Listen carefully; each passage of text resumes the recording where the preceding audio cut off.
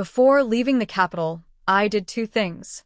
First, I broke off my engagement with Julian, letting him be with my father's adopted daughter Luna. Second, I had my name removed from the family registry. I returned every single birthday gift my brother had ever given me. Then, with a single match, I burned away every trace of my existence. I never once regretted my decision, because to marry Luna, Julian had threatened to kill himself, and to defend Luna's honor, my brother Henry punished me. He made me kneel in the snow outside the ancestral hall for 2 whole days. The punishment left me with a permanent limp, but 8 years later I returned to the capital. We ran into each other at a gold shop. Luna, who was once cherished like a precious pearl, merely said my name out loud, and both men scolded her for it. "She's your sister. How can you be so disrespectful? So petty after all these years in this house. Have you still not learned any manners?" The capital is a huge city. I never expected to run into Luna. Just 5 days after coming back. It happened at a gold shop on the east side of town. I had just picked up a set of custom-made head ornaments when I heard a woman's voice. "Ma'am, look, the headpiece that woman is holding is gorgeous.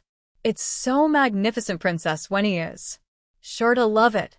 It was indeed beautiful, crafted from pure gold and inlaid with red agate. I had drawn the design myself months ago and sent it to the capital to be custom-made. The headpiece was extravagant. It was only natural that people would comment on it. I was going to ignore them, but just as I was about to place it in its box, the person behind me stepped forward. "Excuse me, miss, I see that's a fine headpiece. Would it be possible to—" The woman's voice died in her throat. She had gotten a clear look at my face, and I at hers. It was Luna. She looked very different from the vibrant, carefree girl who always wore pale yellow dresses 8 years ago. Now her hair was styled like a married woman's, and she was dressed in opulent, luxurious clothes. But some things hadn't changed. Away from prying eyes, the disgust in her gaze when she looked at me was impossible to hide. Alara, her voice was unintentionally loud with shock. Even though she quickly clapped a hand over her mouth, it was too late. The noise had disturbed the occupants of the carriage waiting outside the shop. Thump, the carriage curtain was thrown open, and the sound of urgent footsteps followed. The man who rushed out of the carriage took one look at me, and his eyes instantly turned red. "Alara, you're still alive." Julian, the son of the Minister of Rights, to whom I was engaged at 14, but just 6 months before our wedding. He threw a fit, refusing to eat, threatening suicide, demanding to break off our engagement so he could marry my father's adopted daughter. She was called his adopted daughter. In reality, she was my father's illegitimate daughter he'd been raising on the side. This was an open secret in our family, unlike me, who was raised to manage the household and to be cautious with every word and action. She was lively and spontaneous. She was always calling out brother and daddy. She could make people burst out laughing with a single sentence, and with another she could charm them out of any anger. Our family didn't have many children, so when this beautiful, sweet-talking sister suddenly appeared, I was happy at first, but that happiness came to an abrupt end during the Lantern Festival that year, when I saw Julian chasing after her, trying to soothe her. "My dearest Luna, I promise I'll win you that Lantern King next year. Don't be mad. Didn't you say you wanted to fly a kite? When spring comes, I'll make one myself and take you out to the countryside. How does that sound?" Julian was going to make her a kite. When had they become so close? Were all those clay figurines and jade hairpins in Luna's room from him too? For a while after that, I thought about it a lot. I couldn't make sense of it. So, at the Minister of Rights' birthday banquet, I called Julian to a secluded pavilion by the water and tried to ask him indirectly, "Julian, I've heard you and Luna have been getting close lately." Before I could even finish, he flew into a rage. He accused me of being jealous. He berated me for acting like a wife before we were even married. His yelling attracted a crowd of guests, and the whole affair ended up in front of his parents and my brother. That day, right in front of his parents, he held a dagger to his own throat. The one I love is Luna. I'll only ever marry her, and I'll be with her and her alone for the rest of my life. If you force me to marry Alara, I'd rather die. Then he looked at me. Alara, are you going to break this engagement or not? Do you want to drive me and your sister to our deaths? Is that what will make you happy? Drive him? I hadn't said a single word. How was I driving him to do anything? I never imagined he would make things so ugly, or that he would go on a hunger strike to break the engagement, making it the talk of the entire capital. After days of crying, I finally gave in and sent him the annulment papers. Things were hard for me after that. My brother, Henry, sent me to our country estate, and I almost didn't make it. It wasn't until I received a letter asking, "Are you willing to leave the capital?" that I left. For 8 years I never heard the name Alara Een again. You have the wrong person. I didn't want to get dragged into anything.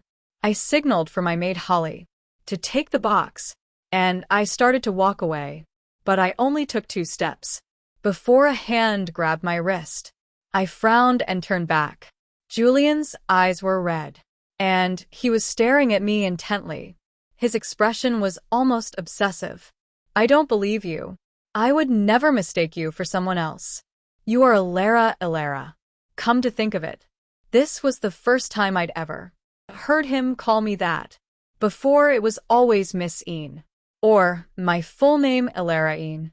Although my brother had arranged my engagement to Julian, there was a time I had genuinely liked him. After all, he would send me exquisite gifts. For my birthday, he would defend me when my brother was lecturing me, saying Henry Alara is already so well read and courteous, isn't it a bit too strict to demand she be so cautious all the time? Don't listen to your brother. You're going to marry me anyway, and my family doesn't have all these rules. But I later learned the truth. Those exquisite gifts were just things he'd casually told his steward to prepare. And, besides Miss Een, there was also a Miss Wang and a Miss Lee. Only Luna was different. For her there were handmade kites and personally carved wooden rabbits. And the way he so intimately called her Luna, she was the exception to every rule. Everything he did for her was thoughtful. And yet today he was calling me Alara. The affectionate nickname made me uncomfortable.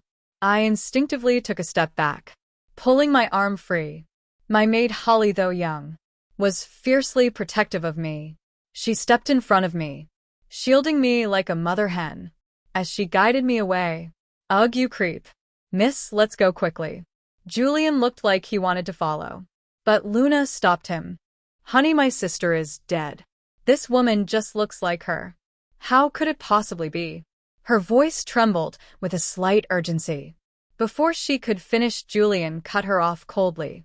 Shut up, they never found a body in that fire. Luna Alara is your sister. Do you really wish she were dead? The sounds of their argument faded behind me, but I didn't have the energy to care. It wasn't until the carriage was moving, and their voices were gone, that I let out a long, slow breath. Miss, are you okay? My maid Holly leaned in with a frown and cupped my face. She was only 11, but she was sharp for her age. From the looks of it, they're going to come looking for you again. Don't be scared, I'll protect you. If we see them again, I'll give them a piece of my mind. Her small features scrunched together, making her look serious and adorable. At the same time, it helped my tense nerves, which had been frayed by the sudden encounter, begin to relax. It won't be up to you. It was just so sudden I wasn't prepared. I patted her head and sighed softly. I'm naturally reserved, and have never been good with words. My father always said my brother was destined for great things. So, he constantly told me to be careful and guarded in everything I did. So whenever I spoke, I would think and rethink every word, afraid of saying the wrong thing. I knew before I returned to the capital that I would see them again. I had even thought about what I would say and do, but the encounter was so abrupt that I forgot everything.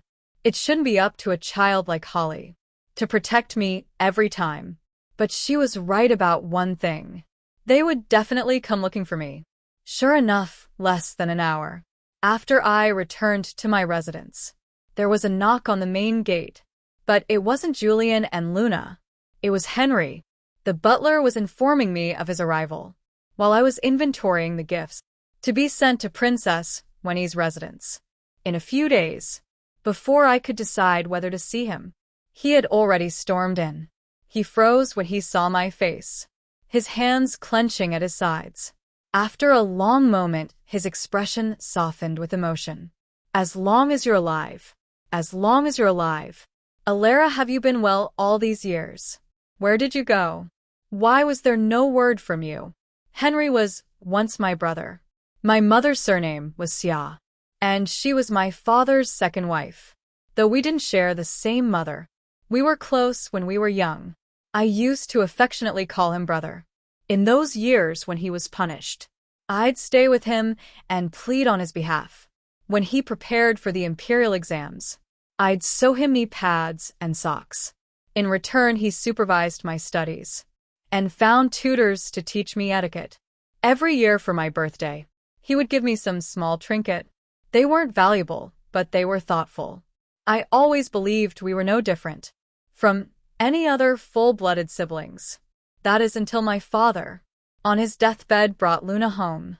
He dotingly let Luna cling to his arm and call him brother. He let her run wild in the house, had the latest fashions tailored for her, and bought her the most exquisite dangling hairpins. But he repeatedly warned me, Alara, you are the legitimate daughter. You must be composed. You are the older sister. You should give way to Luna. He even forbade me from calling him brother, and would scold me if I spoke or laughed too loudly.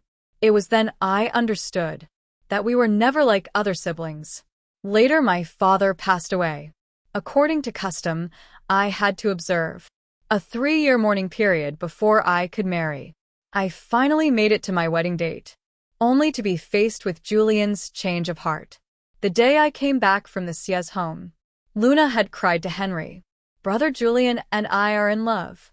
We're both daughters of the Yin family. Why can't I be the one to marry him?" Without a moment's hesitation, he ordered me, Alara, write a letter breaking the engagement. Tell everyone that you are unworthy of Julian, due to a moral failing, and are willingly backing out. Luna has suffered a lot over the years. We already owe her. It's only right that we accommodate her. Owe her? What did I ever owe her? I didn't understand, even though I had always been obedient and never once defied his decisions. That time I couldn't help but ask. But I didn't do anything wrong. Why should I be the one to give way? He didn't answer me that day. Amid Luna's tearful cries of sister, did you ever really see me as family? He exploded in anger. Alara, Luna is your sister. How can you be so aggressive? Over a simple engagement, he punished me by making me kneel outside the ancestral hall. He said I could get up when I'd thought things through and was willing to write the letter. There wasn't even a cushion on the cold stone ground outside the hall. For 2 days it snowed heavily. Besides the servants tasked with watching me, no one remembered I was there. No one brought me food. I finally couldn't take it anymore, and I finally understood. I wrote the annulment letter they wanted.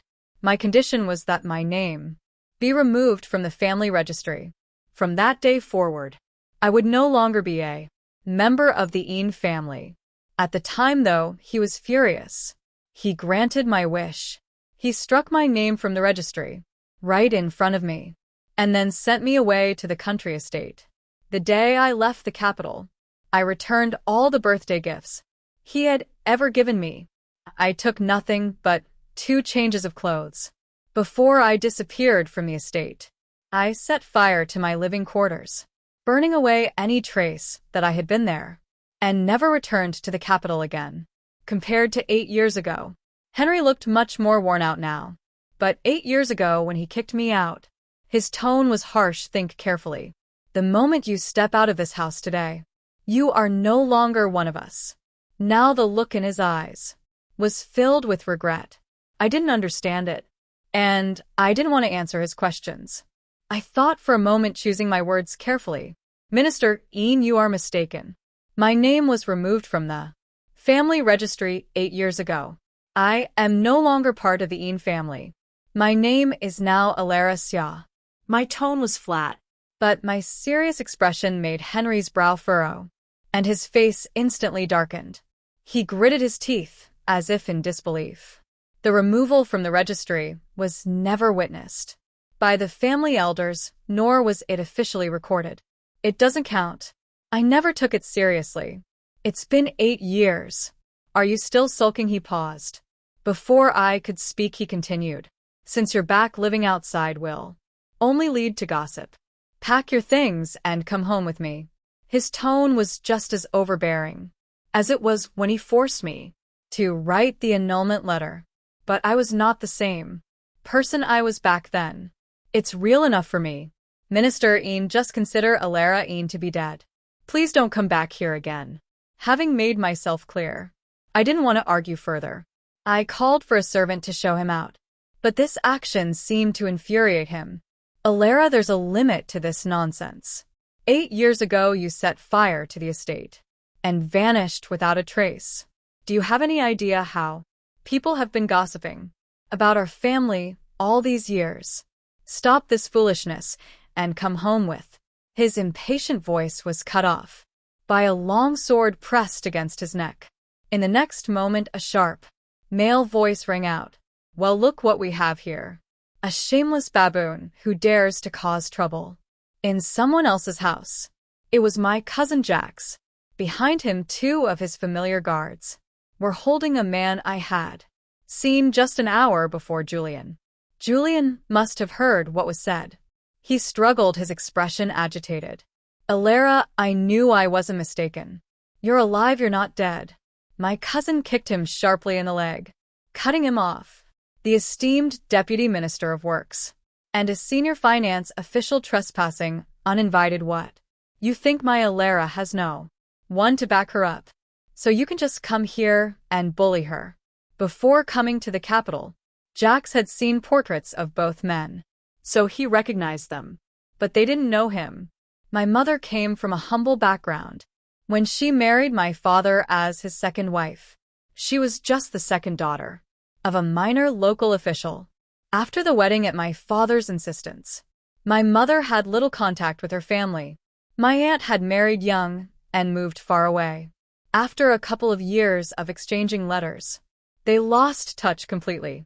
If I hadn't accidentally seen the unique embroidery on his protective charm in the army, a style only my mother knew, I never would have known I had a cousin. Now Julian and Henry wore different expressions. One glared at my cousin, sizing him up. The other looked down at the sword at his neck. Their expressions shifted, and both of them frowned. Alara, who is he? This is Ian family business. What right does an outsider like? You have to interfere. Outsider family business, my cousin scoffed. Alara is no longer part of the Ian family. What kind of family business is this? And you, Julian, you broke off your engagement with Alara 8 years ago and married another woman. Forget this Ian guy. What right do you, a complete stranger, have to question who I am to Alara? My cousin was a soldier. He was blunt, and his words were even blunter. Henry and Julian had probably never been spoken to like that before. Both of their faces darkened, turning an ugly shade of green. Alara, what happened back then was... My Julian's lips moved, as if he wanted to say something. But he had barely started before my cousin impatiently cut him off again. He called for Holly. It's about to rain. Help Alara back to her room to rest. I'm not good with words. No matter how many drafts I prepared in my head, I could never match my cousin's commanding presence. When he spoke, with him around, I always felt safe. So I simply nodded and let Holly help me back to my room. But this move seemed to infuriate Henry. He practically ground out the words. Alara, you stop right there. The Ian family raised you for over a decade, and this is how you hold a grudge. You refuse to come home or acknowledge your family over such a trivial matter. A trivial matter. Acknowledge my family. Did he really want to acknowledge me? No, I might not be brilliant, but even I knew. Henry, you're just worried I'll affect your career and the Ian family's reputation. Now that your promotion is imminent, why bother putting on such a show? Without looking at their expressions, I let Holly guide me away. My cousin was right. The sky, which had seemed clear, turned dark within half an hour. By the time he finished dealing with the two men and came over, the rain had just started. Holly had also just finished steaming a packet of mugwort herbs. To soothe my aching knees, I was gently massaging my calf when I looked up and saw my cousin walk in frowning. I heard you ran into Julian while you were out picking up the headpiece. Your leg is bad. Why did you have to go yourself? He took the herbal packet from Holly and expertly applied it to my knee. Don't worry, I've sent those two packing. With him here, I wasn't afraid. A small smile touched my lips as I said slowly, it's a gift for Princess Winnie. I couldn't trust anyone else with it. What about you, cousin? Weren't you supposed to arrive in the capital in a few days? How did you get back today? He was returning to the capital under secret orders to receive a new title and needed to organize his troops before traveling with the other soldiers. I had set out half a month earlier. By rights, he should have been another week or so away. But he didn't explain, just pouted and grumbled. Cousin, a few days later. A few days later, and my sweet, lovely sister would be calling someone else brother. Some people, despite their questionable character, have probably heard brother so many times. They're sick of it. But poor me, I've never had a sister. His sigh was heavy and mournful. He was always like this, seemingly clowning around but actually worrying endlessly. He always downplayed things, deliberately changing the subject to keep me from worrying. I knew he must have traveled 4 days without rest to get back today. A warmth spread through my chest, and I couldn't help but smile. You've worked hard, brother. His face finally broke into a wide grin, but halfway through his laugh, he seemed to remember something and his expression changed. Alara, Henry is insisting he never removed you from the family registry, which probably means your official status is still as a daughter of the Ian family. What are your plans now? This was the first thing I needed to confirm. Upon returning to the capital, I had anticipated this situation, so I wasn't too surprised. No rush, I lowered my gaze, pondering there will be a way to cut ties. The summer rain fell in sheets all night long. Although my leg was acting up, the mugwort treatment helped me sleep soundly. But in the unseen Ian mansion, Henry was awake all night. In his study, the lamp flame flickered like a bean. On his desk lay the birthday gifts he had once given me each year, which I had returned. They had been fished out from a dusty corner of the storage room. He had originally planned to send them to me again, hoping to stir up memories of our past affection. But looking at the collection of cheap trinkets bought from roadside stalls, he remembered the coldness in my eyes that day and my accusation of him putting on a show. Perhaps it was because my words hit too close to home. Henry's eyes turned dark, and he crushed a teacup in his hand. Julian and Luna were also having a sleepless night. In a side courtyard, Julian was downing cup after cup of strong liquor, clearly drunk. Luna didn't try to stop him. She just stood beside him, her face grim, listening to his low muttering. Alara, I'm sorry. I only wanted to break the engagement. I never wanted you to die. You won't admit who you are today, because you still resent me, don't you? You still can't let me go, right, Alara Ian? Luna gritted her teeth, the hatred in her eyes finally breaking free. Like a storm, I had no idea how others spent that night. I slept well. But the next day rumors suddenly started spreading through the city. When the butler brought the news, my cousin was helping me choose a dress for the banquet at Princess Winnie's residence. He thought the green one was too plain. The pomegranate red skirt, he said, was too gaudy. He picked through them completely dissatisfied. He couldn't help but frown. Alara, there's saving my salary, and then there's this. Your brother has plenty of money. Come on, let's go get some more clothes made. I didn't want to go, but I couldn't refuse him. Luckily, the butler came in and saved me. Miss, you have no idea how nasty the rumors are outside. They're saying you disappeared back then because you eloped with someone, and that the fire was to destroy the evidence. They're also saying that you and the young master were involved without a proper engagement. Before he could finish, my cousin's face had gone cold. Holly, who was shelling sunflower seeds nearby, slammed her hand on the table with a bang. Damn them, they should be damned. The two of them, one big and one small, echoed each other, and were about to get up and leave. I quickly called them back. Where are you going? My cousin gritted his teeth. Where else? To settle the score with those two. Holly nodded emphatically in agreement. Yeah. A headache started to form. Come back. It wasn't Julian or Henry. Last month the Minister of Works died suddenly from an illness. As the Deputy Minister, Henry was the most likely candidate to succeed him At such a critical time, he would never gamble with his own reputation or that of the Ian family. And Julian, although he only held a minor, insignificant post in the treasury, knew the CF family was in decline. He wouldn't dredge up the past and put himself and his family in the spotlight. I had a good idea who was behind the rumors, but I wasn't worried. It doesn't matter. The ones who should be worried aren't us. I was right. The rumors only circulated for a day before they were quashed. But on the day of Princess Winnie's welcome banquet at her country estate, as my cousin and I were passing a small garden, we still heard people whispering, "Hey, is that rumor true?" Which one? The one about the Ian family's daughter, who disappeared in a fire 8 years ago and suddenly came back to the capital. Mrs. Xia, aren't you the Ian family's adopted daughter? Do you know what happened? The whispers died down.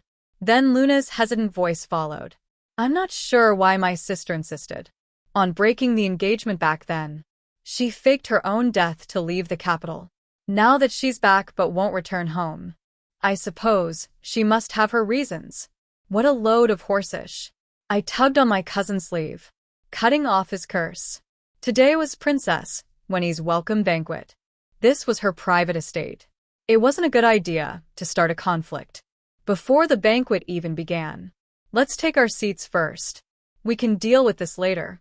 I tried to pull him away, but as I turned I saw Julian standing at the end of the path, his face pale. Alara, he frowned, looking from me to my cousin, as if he had something to say. But before he could speak, Luna, hearing the commotion, came out and interrupted him. Sister, what are you doing here? She quickly moved to his side, grabbing his sleeve as if to declare ownership. Her eyes, when she looked at me, were wary and anxious. Honey, the banquet is about to start.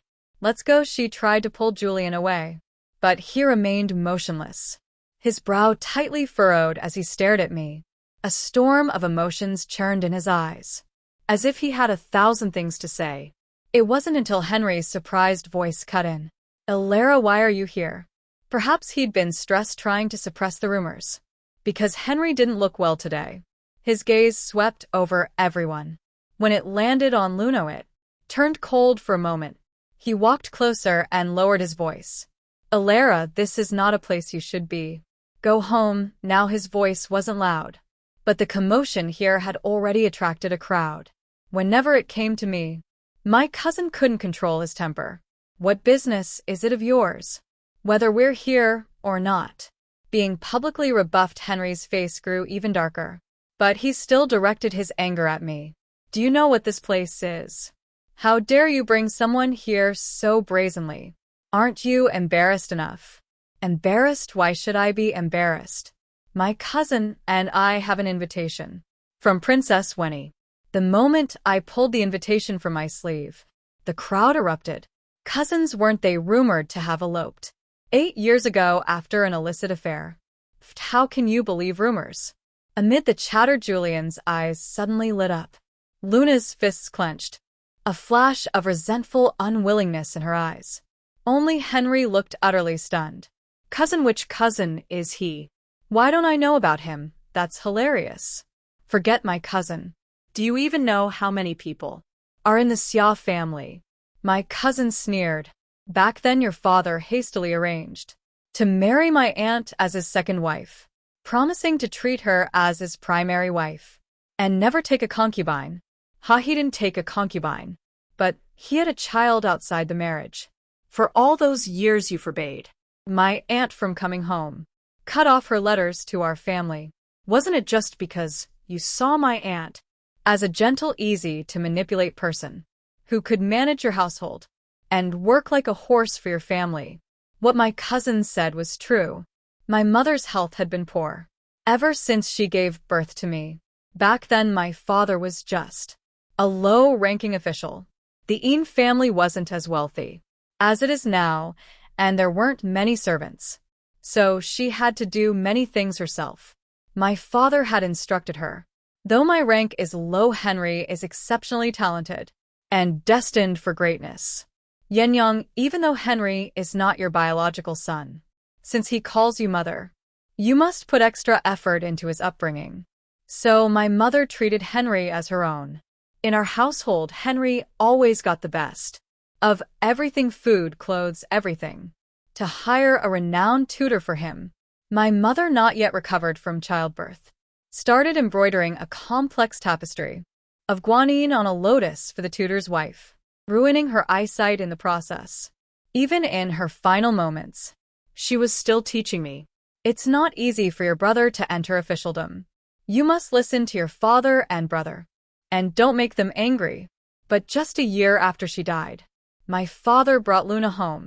Having grown up with them, I never suspected my own family. It wasn't until I was forced to write the annulment letter that it all hit me. My mother and I were just pawns in my father and Henry's calculations. Clearly, Henry couldn't stand being publicly accused like this. But Luna lost her composure even faster than he did. Elara, you're lying. I'm just the Yin family's adopted daughter. What is all this commotion? A bright female voice cut through the sharp retort. Looking towards the sound, we saw the magnificently dressed Princess Wenny approaching, surrounded by her maids. She wasn't alone. Following her was her full-blooded brother, the sixth Prince Caspian. Everyone bowed, but Princess Wenny didn't tell them to rise. Her gaze swept lazily over the crowd, lingering on Luna for a moment. Then she raised an eyebrow slightly. Tell me what happened. Princess Wenny's tone was light, not particularly stern, but those who knew her knew she was already displeased. Unfortunately for Luna, she had never met the princess and didn't know her temperament. She thought that by speaking first, she could seize the advantage. Your Highness, it's Elara. She's spreading baseless rumors about my parentage. I am, after all, the wife of a senior treasury official. How can I let her? Luna, shut your mouth. After all these years in this house, how have you still not learned any manners? The one who interrupted her was Julian. Although he was only a senior treasury official, his father was the Minister of Rights, and his uncle the head of the Xie family. Marquis Anyang, who had married the eldest princess, was distantly related to Princess Wenny. Therefore he knew her temperament very well, especially since 8 years ago, when Marquis Xie's son Xiefei was stripped of his military command for defying an imperial edict and injuring someone. That power had been handed to Princess Wenny. The Xie family had feared her ever since. Your Highness, my wife is impulsive and meant no offense. He pulled Luna to her knees with a thud. Even Henry reprimanded her. Luna, Elara is your sister. How can you be so disrespectful? Then he bowed again. My two sisters are ill-mannered. I beg your highness's forgiveness. They thought that after saying all this, they would at most get a scolding. But Princess, Wenny just snorted. Sisters, did I ask you anything? Banshu, you come here. She turned, beckoning to me, her brow relaxing. You tell me, were they ganging up on you? Again, because they think you're all alone. The name Banshu sent a collective gasp through the crowd. In shock, Julian and Henry's eyes flew wide open. Master Banshu, the genius of mechanics. How is that possible? Banshu, that was indeed the alias I had used in the military camps of the western border. The person who wrote to me 8 years ago and took me away from the capital was none other than Princess Wenny. That year, after angering Henry, he sent me to the country estate. My leg, injured from kneeling for so long, received no medical treatment. The servants withheld firewood and warm clothes, and I almost didn't survive that winter. Fortunately, just as I was on the verge of death, Princess Wenny arrived with her people. At the time, Henry's rank was not high. Although I had been engaged to Julian, I rarely attended banquets held by the noble ladies of the capital, let alone knew a figure as prominent as Princess Wenny. I didn't understand why she was looking for me, but she had my leg and my illness treated. She told me 6 months ago, you drew a design for a lightweight bow for Xie. I saw it, and it was very interesting. Alara, you have a real talent for mechanics. Are you willing to come with me to the western border to perfect the design and help me? I had indeed drawn the design she mentioned. That year, Julian's sister had injured her hand, but wanted a lighter bow for the hunt that could still shoot far. I couldn't find a suitable one, so I drew a design and had it sent to the Xie residence. I was reserved, not good with words, and had no particular talents, except for these little contraptions I tinkered with in my spare time, which I was reasonably good at. But Julian not only dismissed it, he sneered. If you have time for this, you'd be better off learning embroidery and needlework. Henry also said, playing with wood all day. That's not what a lady should be doing. Only Princess Wenny praised me. You have a real talent. For years in the military camps of the western border, I worked with craftsmen, endlessly refining and improving military equipment. I watched as Princess Wenny led my cousin and the soldiers to reclaim city after city. Day after day, she would tell me, Banshu, in my presence you can speak your mind without fear of saying the wrong thing. That's right, she preferred calling me Banshu over Alara. She was almost unconditionally biased in my favor. Just like right now, Master Banshu. It's Miss Banshu, actually. Banshu, don't be afraid. With me here, no one can bully you. Some of what was said today had been planned between us beforehand. I looked at Julian and the others, still in shock, and considered my words for a moment. Your Highness, 8 years ago I was engaged to Julian, but he had a change of heart. He threatened to kill himself to break the engagement, to save face for both families. Minister Ian also forced me to initiate the annulment and claim that I was morally deficient. At the time, I agreed on the condition that I cut all ties with the Ian family, and Minister Ian struck my name from the family registry. But when I returned to the capital recently, he came to me claiming that the removal was not valid. I was actually going to ask you to inquire with the Office of Records about how I can completely and officially sever ties with them. As my words fell, the hall erupted in an uproar. Although Julian's suicide threat had been covered up at the time, the fact that he married Luna shortly after my disappearance made the reason for it all crystal clear now. Amid the murmurs, the color drained from Julian's face, leaving it ashen. Henry gritted his teeth, his face a dark, angry shade. Only Princess Wenny was smiling, but she didn't speak. It was the 6th prince beside her who did. Of course it's valid. Everyone here today is a witness. As for the Office of Records, Miss Banshu need not worry. With that single sentence, the matter was settled. Henry and the others dared not say another word. The farce ended, and the banquet began. But during the meal, everyone wore different expressions. I sat beside Princess Wenny. Throughout, I could feel several pairs of eyes, lingering on me off and on. Sure enough, after the guests had dispersed, and I finished talking with the princess, Someone stopped me as I was about to get into my carriage. It was Julian. In the flickering candlelight, his brow was furrowed, and his eyes held a complex expression. As he looked at me, I don't know if it was my imagination, but when he spoke, his tone was almost timid. Alara, I never knew you were so skilled in mechanics. Of course he didn't know. In the past, he seemed to find me boring, even when he was drunk and complaining to his friends. He'd say, Alara, she has no other strengths, only a gentle temperament. But there are countless gentle women in the capital. Nothing special about her. Her adopted sister, on the other hand, is so bright and lively. He clearly thought I was nothing special. So why was he seeking me out time and again wearing such an expression?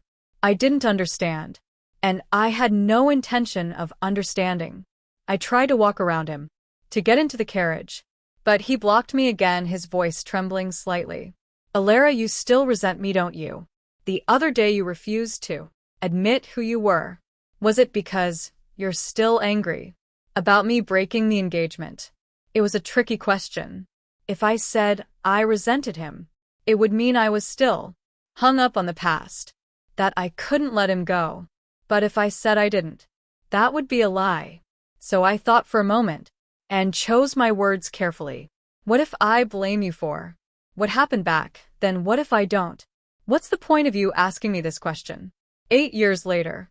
Tonight my cousin had to leave early on business. Before he left, he warned me to be careful, and not to get entangled with Julian and Henry. I felt the same way. Julian, I think you should understand that the moment you decided to break our engagement, we were over. If you have any self-awareness, you shouldn't be stopping me here today. Watching the color drain from Julian's face, I thought he understood. I was about to walk past him, but he suddenly became agitated. I looked for you, Alara. I looked for you. He took a step forward. His gaze was complex, his eyes as dark as ink. Back then, I just wanted to break the engagement. I never wanted to hurt you. When I heard the Inn estate had burned down, I rushed there immediately.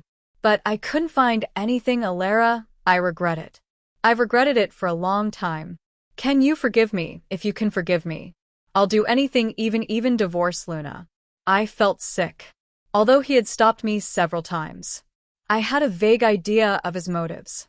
But hearing him say it out loud filled me with a wave of disgust. I started to regret my decision.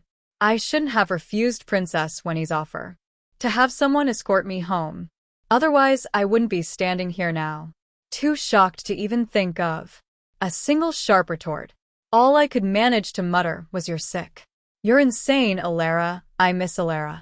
A warm male voice interrupted Julian. Looking toward the sound, I saw the 6th Prince Caspian walking out of the gate, acting as if we were old friends. Perfect timing. My carriage was fine when I arrived, but just as I was about to leave, it seems to have broken down. Might I trouble you to give me a ride? With the 6th Prince making a request, Julian naturally didn't dare to object. He could only watch as the prince got into my carriage. It wasn't until Julian's figure was completely out of sight that I finally let out a sigh of relief.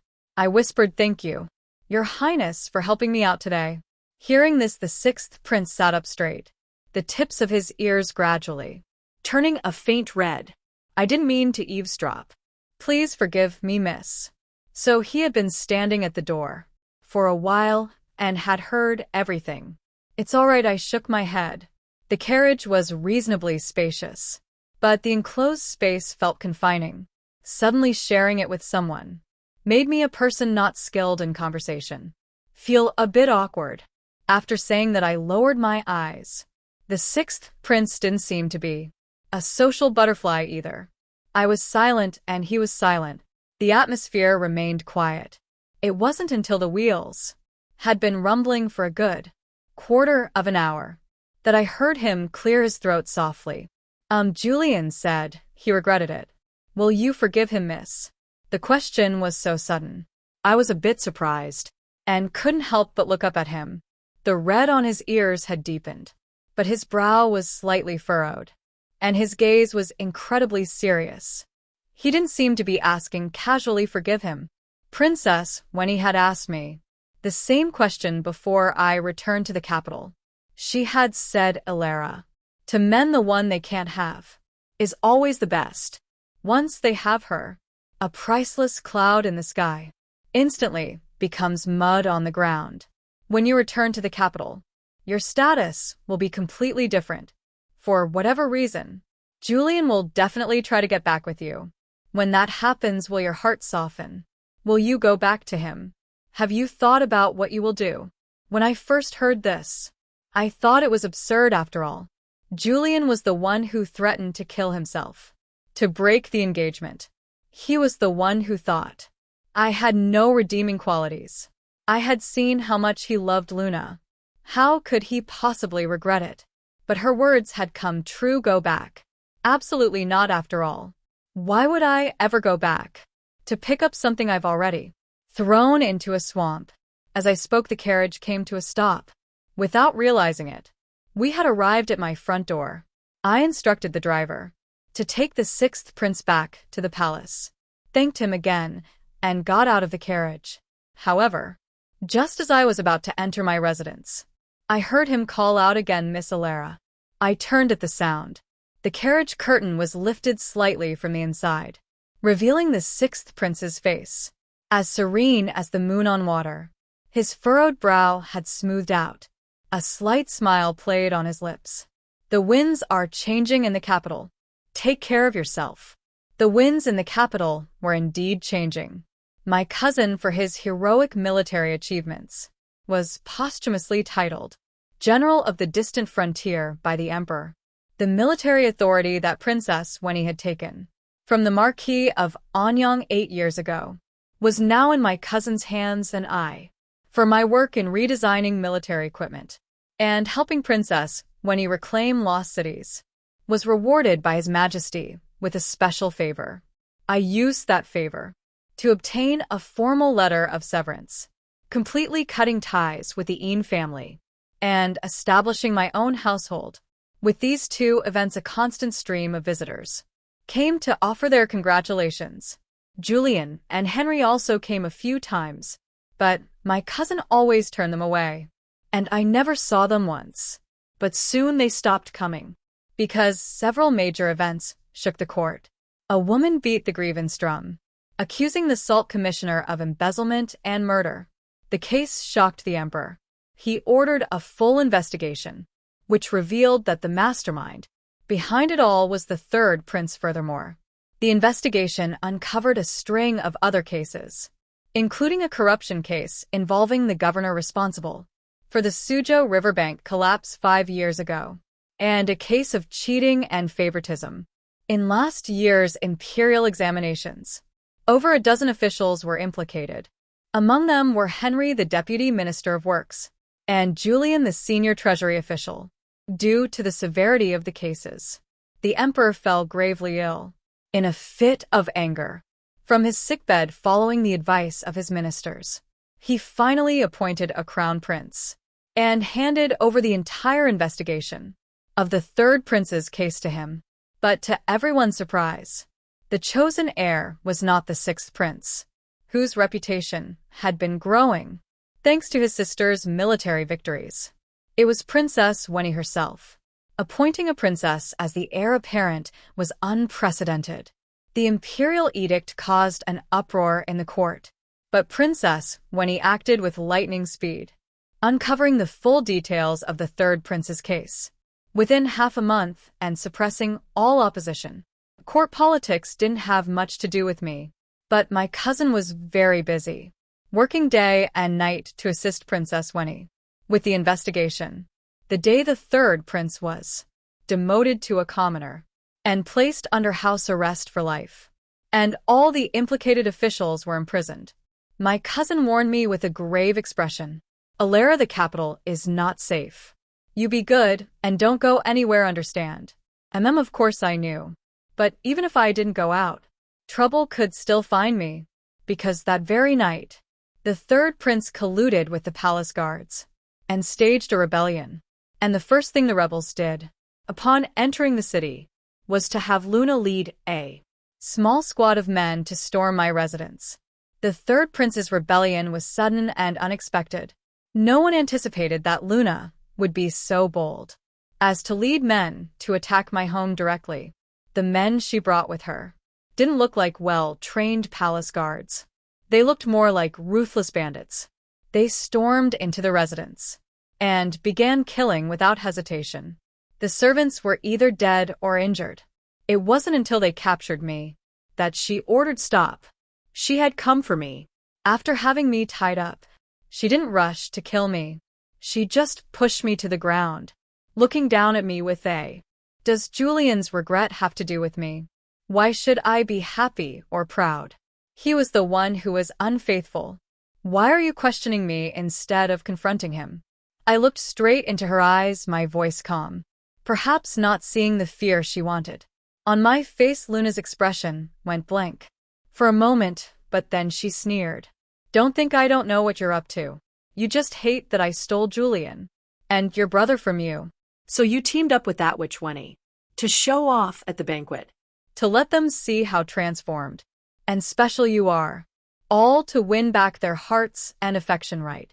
Ha, Lara, you're such a good actress. You fooled everyone. She spoke as if she knew me inside and out, her tone growing more and more vicious. After a moment, as if struck by a thought, she sneered again, let go of me, and stood up straight, as if she had touched something filthy. She wiped her hands with a handkerchief, while gesturing with her eyes to several menacing armed men nearby. "Don't worry, I won't kill you. For the sake of our sisterhood, I'm even going to find you a few good husbands. I imagine once you're married, Julian won't be thinking about you anymore." She paused, a triumphant gleam in her eyes. "Brothers, this is the beloved sister of the great general of the distant frontier. Today you must love her well, become the general's sons-in-law, and whether the third prince succeeds or not, you'll be set for life." As she spoke, several large men had already surrounded me, their smiles predatory. "Don't worry, ma'am. And thank you, ma'am, for this reward."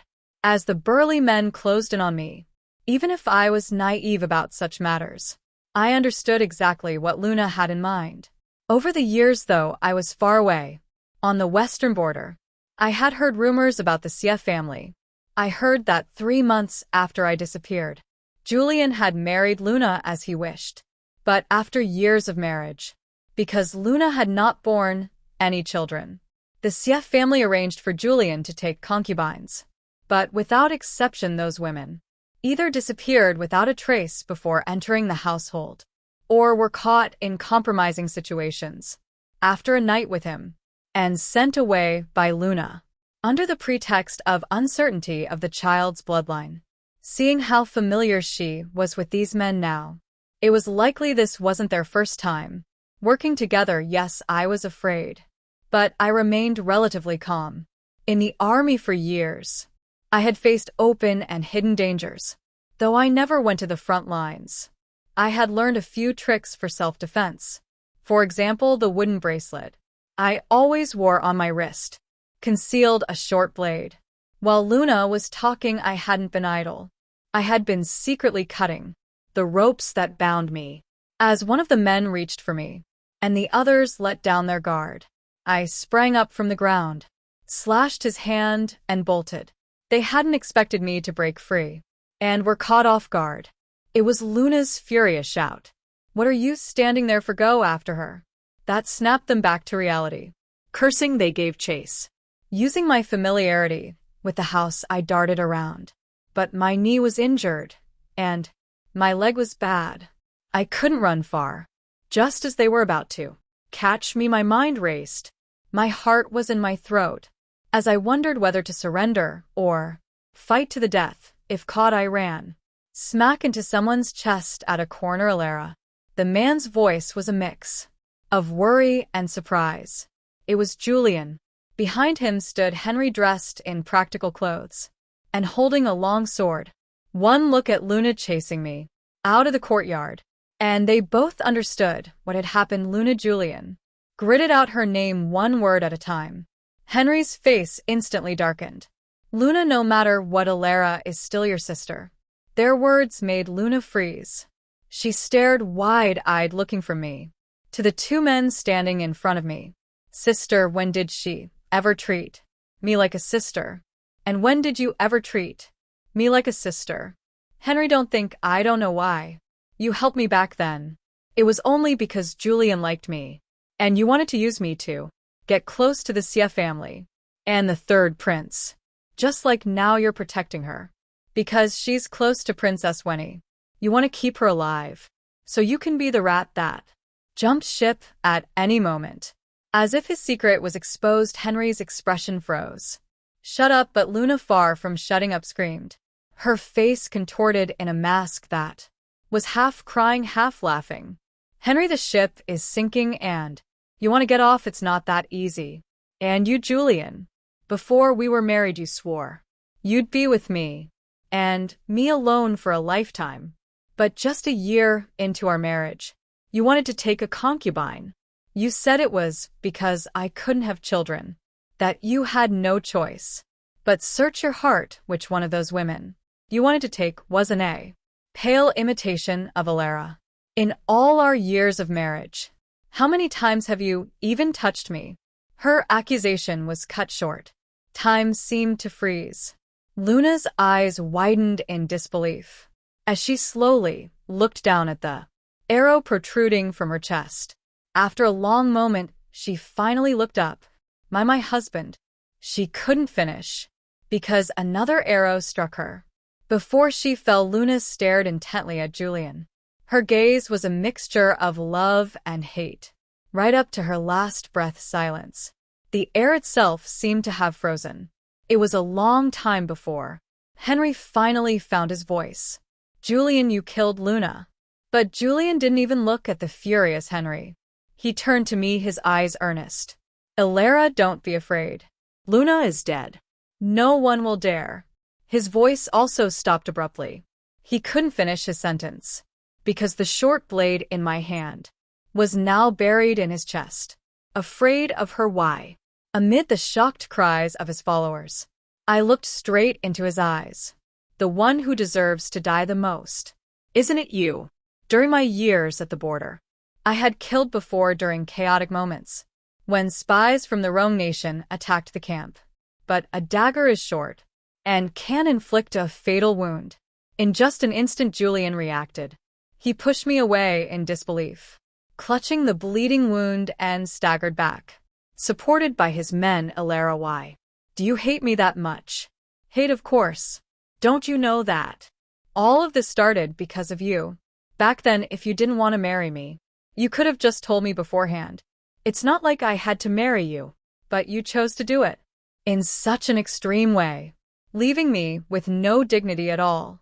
I held the short blade in front of me defensively, my voice perfectly calm. When you broke our engagement, for Luna, I was resentful, yes. But mostly I just lamented how love is beyond one's control, and how it just so happened that I wasn't the one in your heart. But now I'm only thankful that you broke the engagement back then, because it was only later that I discovered the core beneath your skin has long since rotted away. Perhaps it was the pain. In my vision, Julian's face grew paler, his expression uglier. He gritted his teeth, as if wanting to argue, but his lips moved, and he ultimately looked at Henry. Brother Ian, didn't you swear absolute loyalty to the third prince? Take her down, and I won't tell His Highness about what happened today. I had known for a long time that Henry was one of the third prince's supporters. He had used the marriage to get close to the Xie family, which was his stepping stone to the third prince. Without the third prince's patronage, he never would have risen to the position of Deputy Minister of Works so quickly. For years the Xie and Yin families had been allies, but now with the Third Prince's rebellion, he must have known the consequences of failure, and as Luna had said, started to waver. But Julian was different. Win or lose, the Xie family was completely tied to the Third Prince's fate. His saving me just now might have had a shred of sincerity, but his telling Henry to capture me now, to ensure Henry couldn't jump ship, was also real. But they had miscalculated one person. Holly, with her small frame, had slipped out through the doggy door in the back gate to get help. The moment the chaos started in the front courtyard, by my calculation, she'd had enough time. Sure enough, just as Henry hesitated, a commotion erupted in the front yard. In the blink of an eye, well-trained soldiers rushed in and surrounded them. But unexpectedly, it wasn't Princess Wenny, nor was it my cousin and his men who arrived. It was the sixth prince whom I had met once at Princess Wenny's welcome banquet. He was dressed in military attire, and his movements were clean and decisive as he charged in cutting down enemies. Henry was a scholar unskilled in combat. Julian, though decent, was injured. In just a few moves both were captured and restrained, knowing my leg was weak. Holly rushed to support me. The sixth prince also strode over, frowning as he looked me over. "Miss Alara, are you hurt?" Only when I shook my head did his brow finally relax. With the sixth prince here, the situation was settled. However, just as his men were about to drag Julian and Henry away, Julian struggled and asked, "Alara is the reason you won't forgive me." Because of him, he looked at the sixth prince with a dark, venomous gaze. Already pale from blood loss, his struggles caused the bloodstain on his chest to spread, making his face even whiter. I didn't understand what he was talking about, and I didn't want to answer. But as I endured the pain in my leg and sat down on a stool a guard brought for me, I heard another voice. "Alara, your leg." This time it was Henry. He seemed to have finally noticed my limp, his tone surprised, but it might have been an act to appeal to my sympathy. His eyes held little genuine concern. This time, however, I looked up at him. "Have you forgotten the time you made me kneel in the snow for 2 days? So I would willingly write the annulment letter. For the past 8 years, whenever it's damp or windy, my knees ache so much I can't walk. And after standing for too long or running, I become like this, half a cripple." I couldn't quite decipher Henry's expression. There was shock, surprise. It was too complicated.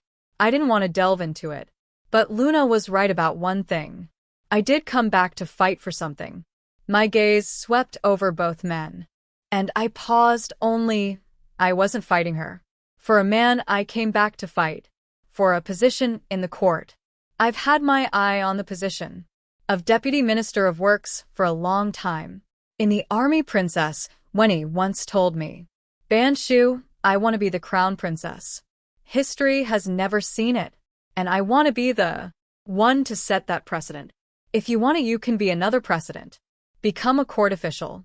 I had never considered it before then, but watching Princess Wenny go into battle with my cousin, time and again reclaiming city after city, I thought, why can't I become an official?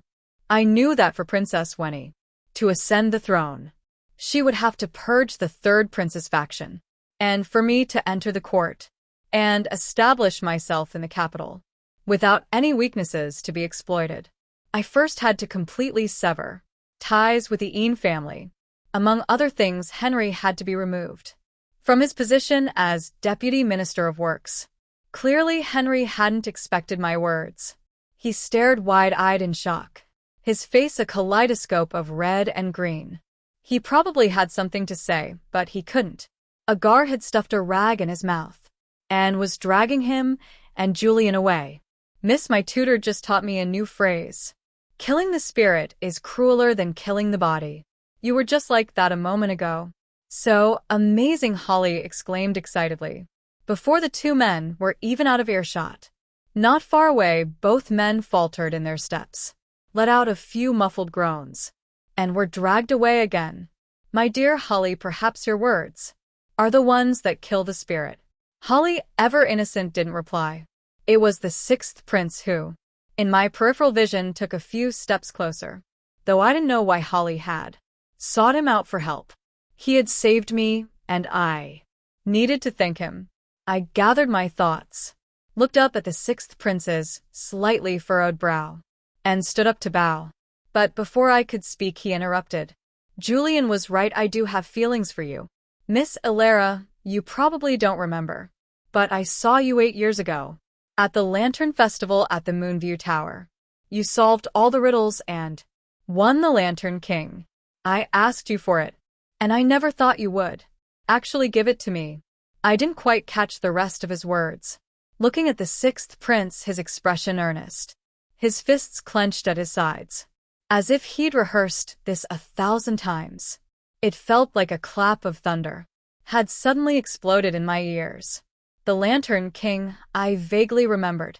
That year at the Lantern Festival, I had heard that Julian wanted the Lantern King from Moonview Tower, so I went there alone in disguise.